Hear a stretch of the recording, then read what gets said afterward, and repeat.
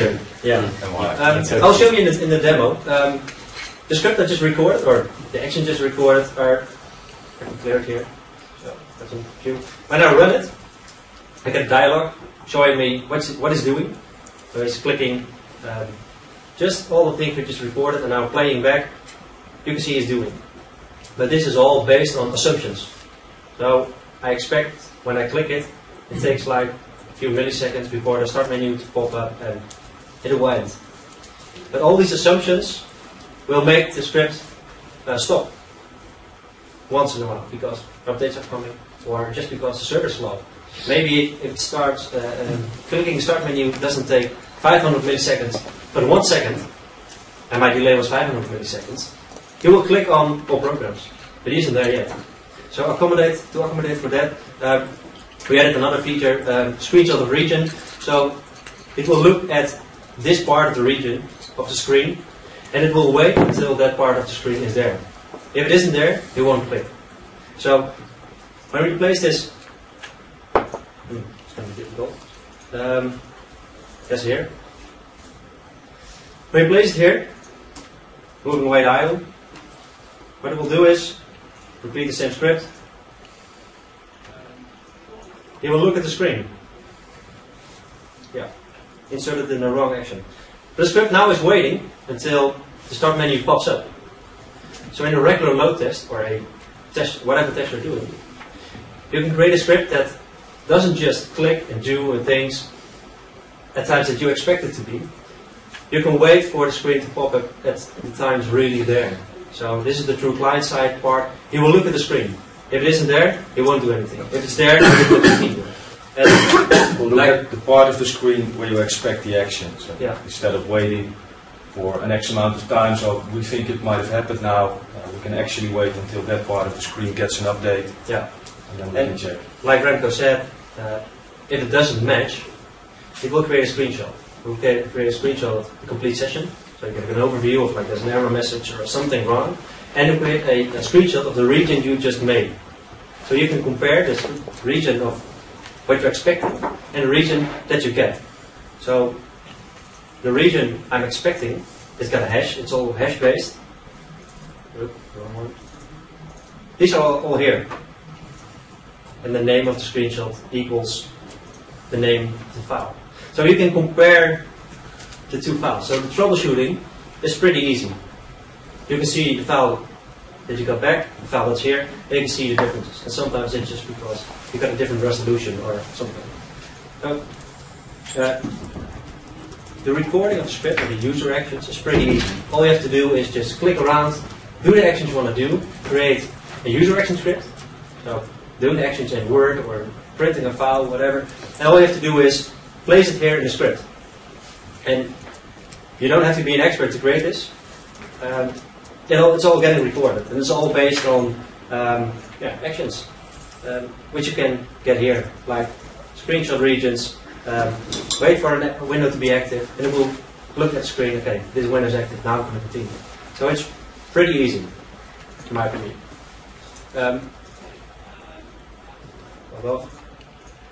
So creating the script is pretty easy. I think if you're in SPC or in VDI or doing scripting and things, that you can do this as well. So I've prepared a little demo script so I can show the rest of the application. Testing user. And this demo script is doing just a few basic actions. It logs in a Zen F6 environment. It's waiting before it's logged in. It's waiting for the desktop to appear, and when the desktop appears, okay, let's continue. We're going to start a business application, WordPad. Takes the corporate font and types really important text. So this is regular user working, doing his thing. This is what regular users would do, so you're creating a workload from your customer's perspective. A bit too much text. So is it typing that at the speed you recorded it? No. Yes, yes, you can. You can say, okay, this is where I recorded it. But you can also give up a time meta grade, like, okay, do it in 10 milliseconds, 200, whatever you want. But if it's 10 milliseconds and you have a slow connection, it won't go any faster because it's from the client side. So it sends, it waits for acknowledgement, and it will continue. So if you just set it to the fastest speed possible, then it might go really fast. Really heavy load. But if the line is slow, it won't go any faster. The line is still the bottleneck. And in a traditional way, when you have a server-side component, it works every time. Even if you have a slow web connection or your client isn't fast, it won't go any faster. So it's actually waiting for each letter to appear before it types the next letter? Yeah, almost. Or will it, if you've got a slow connection, do you see a couple of letters and then lots of letters will appear quickly? Which is not what a user would do. They'd stop. They would stop, yeah. No, well, it's based on... the pointer on the phone. Yeah, so. You can do it that way. No, we're just basing...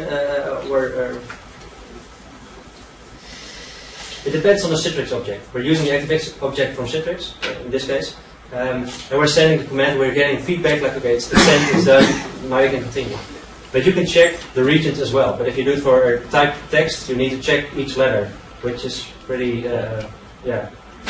But it will stop. If it's slow line, it won't go any faster. One part of the script that you showed is he's printing as well. So he doesn't just type some text and insert a corporate image. He did a printing test as well. So you can actually involve your printer driver in the test as well. Yeah. Because you can actually make a print and see if the guy with the toner that's one side. And if you think you have a bad driver, printer driver, which is common in an SBC environment, you can just test your printer driver. I had a case a year ago where I just had a bunch of drivers and didn't know which one. So each printer driver tested 10 users, opening PDFs, printing, and indeed with one driver, I had a blue screen.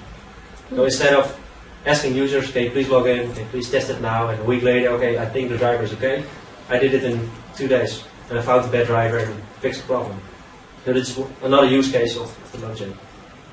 Did I click? Oh. Wasn't supposed to happen. I didn't want to log in. So, this is the recording part. So this is just a startup. You got your user actions, your scenario from the customer, building a script, it ends with a script, and then you want to start the load test, you want to start testing your environment. So in the directory you've got a management, this is the management console, where I can add the load bolts, I can control the entire environment. There is a testing profile, and the load profile, or test profile, describes how the test looks. It's got a name, a few active users. The Active Directory users we're using, and a ICA file or a description of the ZF farm and the script he needs to execute when it's logged in. So in this case, it's just a regular ZF6 environment, just an NextXFinish installation, no optimization or anything, just default. I specified a run as profile because I need an account with administrative rights in order to install my load bolts, because I need something. Reading my performance metrics, so I specified a load bolt admin, a run as profile, with a username, password. This is the account to use in order to get my performance metrics. And you can specify as much as you want. If you have separate for your load bolts and separate for your performance metrics, no problem. I have a load bolt, which is my second virtual machine, which is a regular Windows 7 machine. NextXFinish. Didn't activate it yet. It's a demo. Just regular. So NextXFinish, install and push the load bolt, and it's done. Oh yeah, I did install the ICA client, by the way. You need that. And then, next step, purchase, top to down. This is important, the phases. So, what if I have 100 users? Do I want them to log in all at the same time? An IDM test could be. Or do you want to build it up slowly? I want 2 users each 30 seconds. Or do you want 4 users and then wait 60 seconds? This is where you can build up slowly or start fast and go slower. So in the beginning I know the first 50 users, no problem. After 50 users, start doing 2 simultaneous sessions, and then 1 simultaneous session. So you can build up your load, especially with a stress test. At the end, you want to build up slowly and find, okay, when you add another user, what will happen? And another one, and another one. So you can really pinpoint, okay, at this moment, it was done, it's finished. And you can randomize the users, so if you want a random load, random users, it will do it for you. So in the beginning I specified 2 users or 100 users, it doesn't matter, you can just load it. Next step is the performance counters. So it will, missing that one.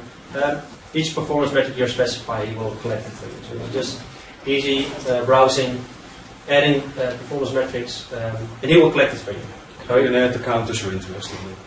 Yeah. Any available counter. But these are just typical counters like processor time, interrupt time, processor queue length, and whatever you're looking for, just add it here and you can use it in your reporting when you're investigating.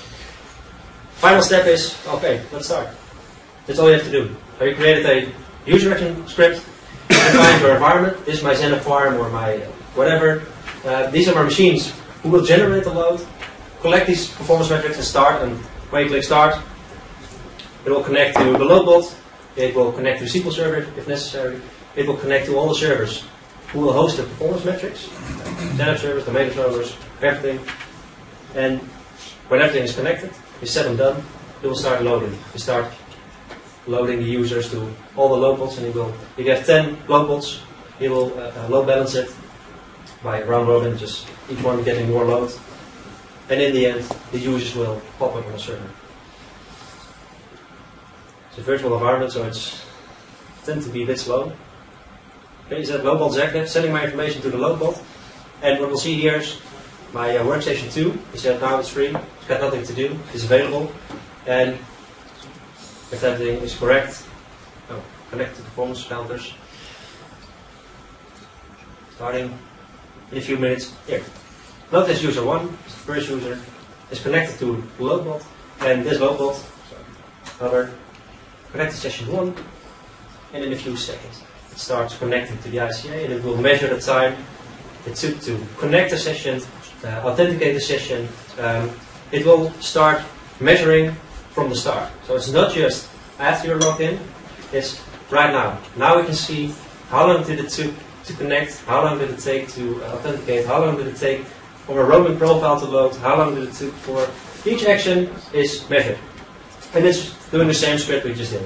Only then, this is the first, and later on the second one will do. So now we're doing a load test. So it's pretty easy. And here you will see from my center console, he's waiting. In 30 seconds another user will be added. Maybe 5, maybe 10, depending on your testing environment. You can force it to cancel the wait and push it even faster if you want. But not now. And you can see here, I've got a load test user here, he's active. And he's doing changing the font to WordPad, he's inserting content, so you can just monitor everything here. In the script you can insert actions like, okay, inform my director to where am I, what am I doing. Even when something goes wrong, you'll send a message, okay, it went wrong. And you'll see here, there are 2 sessions in progress, how much are successful, how much are failed, especially when doing a large test, like thousands of users. You can see, okay, I'm at 700 users, and my numbers of failed are increasing, and my success aren't. Then you probably reached your maximum, it's just increasing. So you can follow the complete process, and in the end we'll say, okay, I'm finished, 2 successful and 0 failed, or maybe 2 failed, depends. So in the end, this is just all you have to do for a load test and monitor. Best practice is start a control session, start an ICA session to your environment, or whatever session you check in as well, just to validate the results. Default output of these screenshots is, I have no environment, is an XML file. So an XML file will be generated, default output flat file, you can just import it in Excel or whatever environment you're using, and generate the charts. So, you have more slides? No more time. How many sessions per load bot do you run? It depends on your load bot. Yeah. But it's important to first measure how much user you can do on what local. Right. Before it starts influencing yeah. the result. Because, yeah. That was the point. Yeah, okay, that was the point. You